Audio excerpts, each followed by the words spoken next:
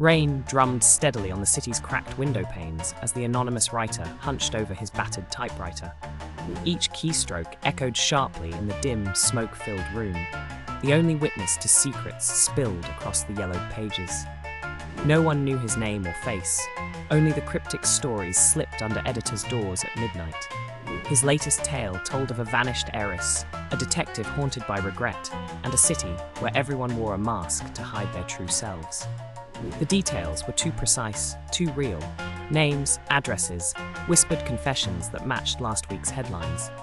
Editors debated if he was spinning fiction or confessing crimes. The city buzzed with rumors. Was the writer exposing dark truths or weaving elaborate lies to confuse and distract? Shadows lengthened as the writer tapped out his final line, sealing the fate of his characters and perhaps his own.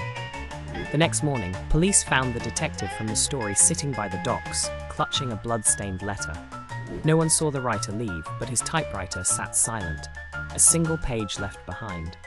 Sometimes the truth is just another story.